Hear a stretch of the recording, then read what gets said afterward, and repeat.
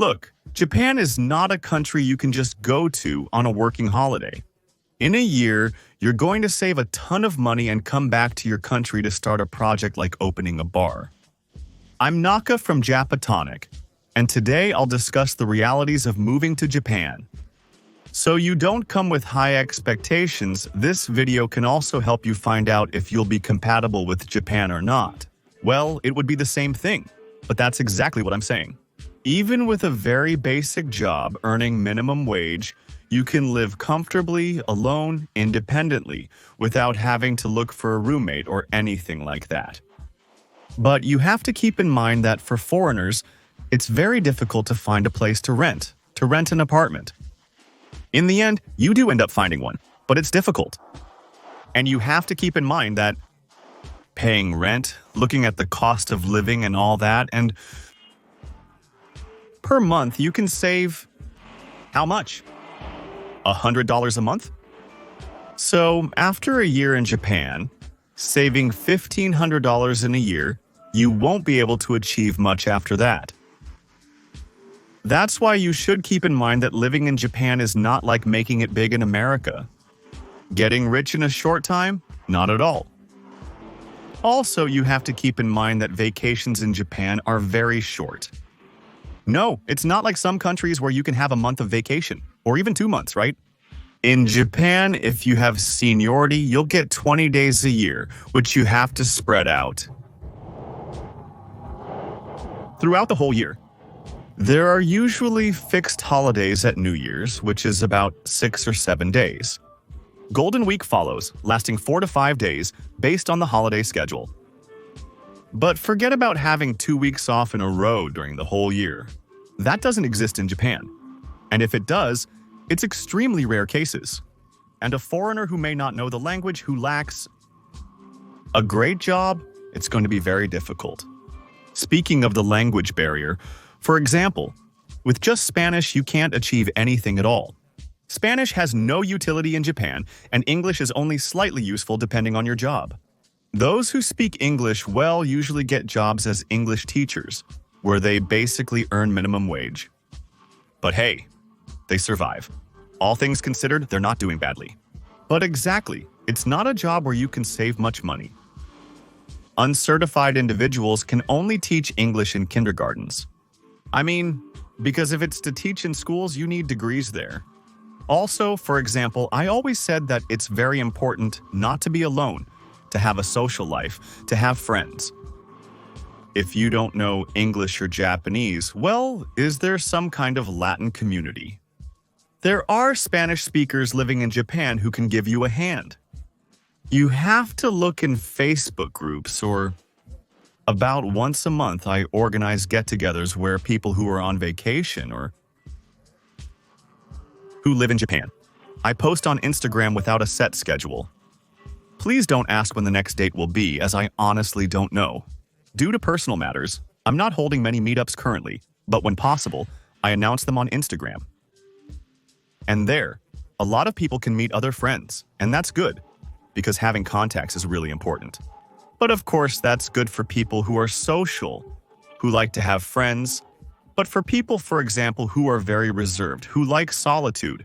For those who claim they can enjoy Japan because they're extremely solitary and antisocial, right? But what happens? In that case, you would need to know Japanese well, because if not, it's impossible to get by in this country without knowing any Japanese. When you're with foreigners, they can give you advice on things like paperwork and suggest what to do in certain situations. You can have people who give you advice. But, on the other hand, if you're not a social person, obviously you need to already know the language pretty well to be able to manage on your own. Japan is a country of very individualistic people who live alone and don't have much of a social life. There are a lot of people in Japan, but of course there are also Japanese people who live here and know the language. And another thing, you have to be prepared for the micro-racism that exists here in Japan. Japan is a country with very passive, very hidden racism, so you have to be a little bit psychologically prepared.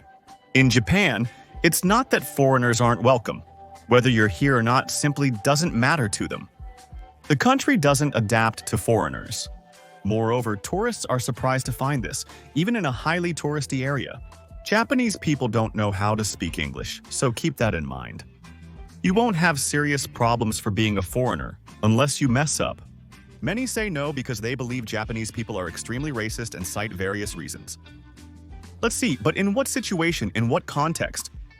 Sometimes it's important to know that if a foreigner gets into a street fight, which they shouldn't do in the first place, sometimes it just happens that you end up fighting with someone. If it's with a Japanese person, the police will come.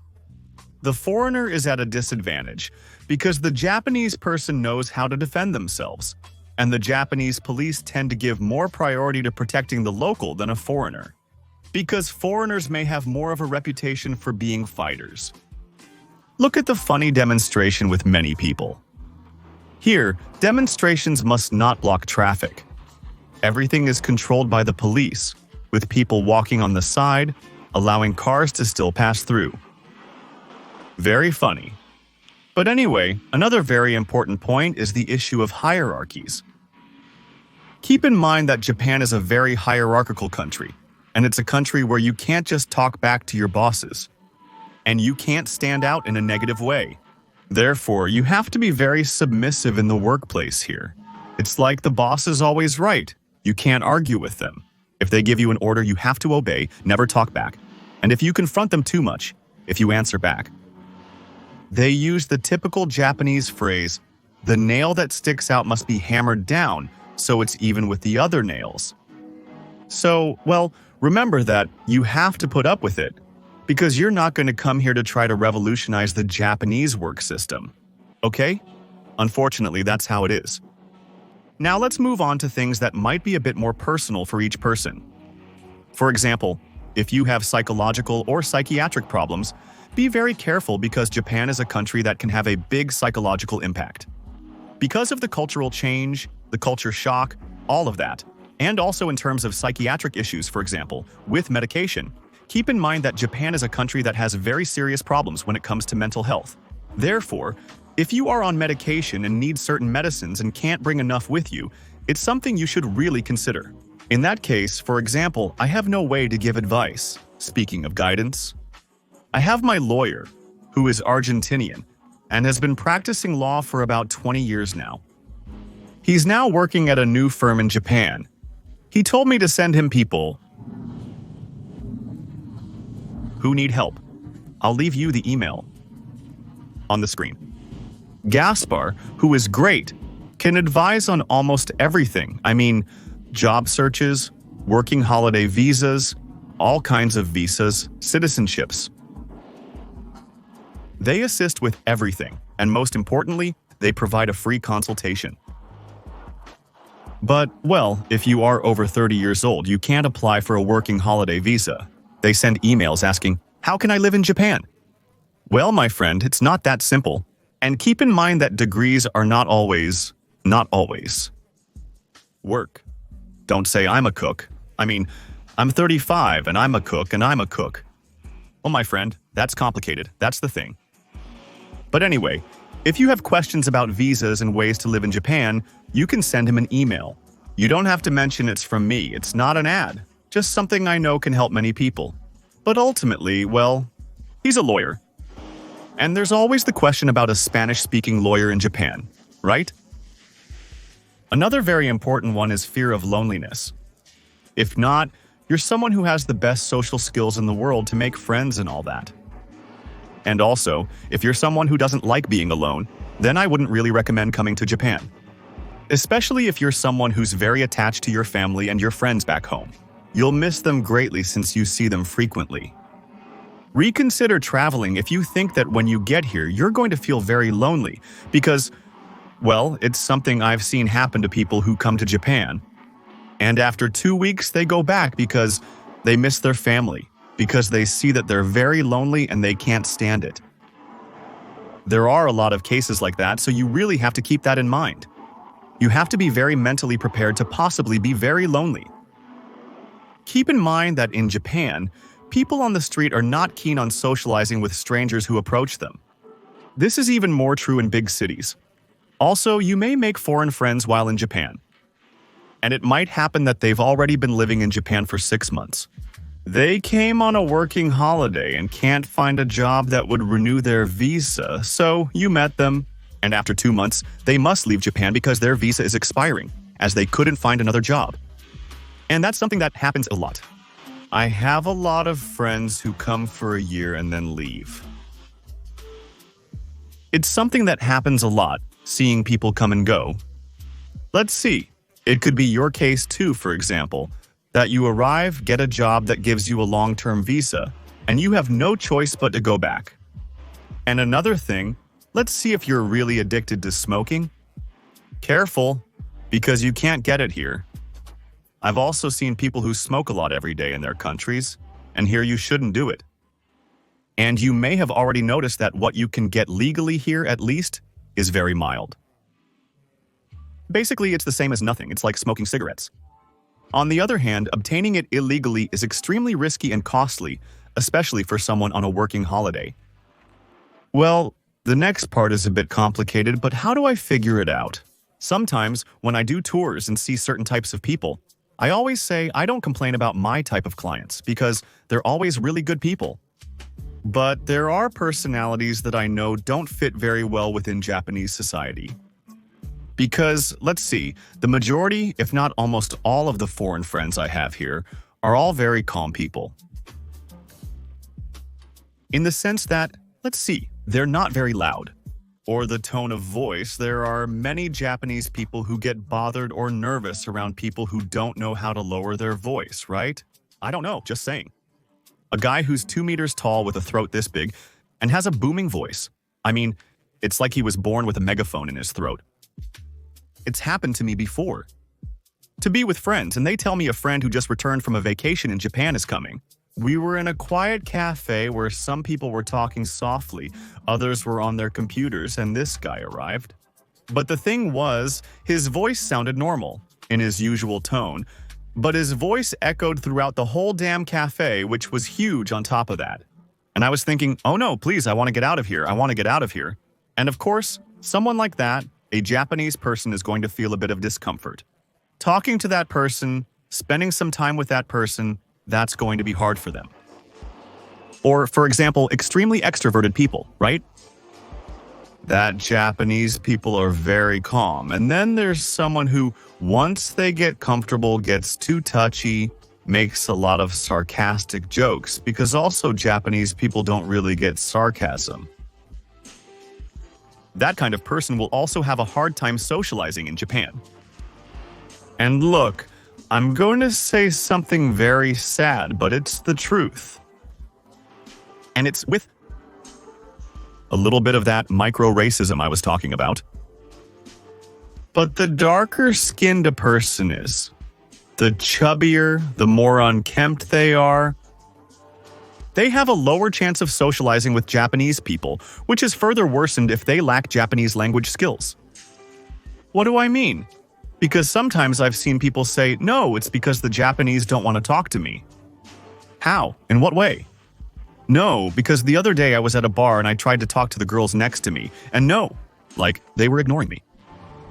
And of course, and those people who told me that, they kind of had the same pattern of, I know it sounds bad, but unattractive people, right? The person I know who does really well socially with Japanese people and everyone. I have 2 friends who are very popular with Japanese friends, both guys and girls, and they're blonde. And they speak Japanese well. And also, one of them has an angelic face. Also, it's not like he's super blonde like a Viking or something, but just kind of light-haired. It's something very sad, but let's see. You have to take it into account. You should know that, at least at first glance, Japanese people can be very superficial. Very superficial. I know that what I'm saying is very sad and ugly, but these patterns are repeating, unfortunately. That's how it is. Finally, and very importantly, if one doesn't drink alcohol, it can also get very complicated when it comes to socializing. Let's see, that's exactly what I was saying. If you're not a social person, but you know Japanese, it's fine, it doesn't matter anymore, but for social people without Japanese skills, it gets complicated. With Spanish-speaking friends, Yes, obviously you can make friends, but let's see. The thing is, many people here end up adapting to Japan's heavy drinking culture. Because drinking is a big part of social life here, and basically, if you don't drink alcohol, it's really hard to socialize more with Japanese people. I mean, in what context can you even talk to them? People talk a lot at work. I've had my glass here for a while, so I'll take a sip. And a very important detail that I was about to forget is that if you have a lot of issues with food, Japan isn't the country for you either. I mean, Japan is a country where people eat a lot of different things. And you have to keep in mind that in the places where you eat, it's very common for them to serve only one type of dish. And if you only eat meat, you just eat rice and chicken, no. It's definitely not your country, and that's something you really have to keep in mind. Japan is a country for people who eat everything. Because if you don't want to eat Western food, even if you say no, but I'll cook it myself, cooking Western food in Japan is expensive. It ends up being expensive. So keep that in mind. But anyway, I hope this video is somewhat useful for people who are considering whether to go or not, whether to come to Japan or not. See you next time. Greetings to you and your family, pet, and neighbor. Bye.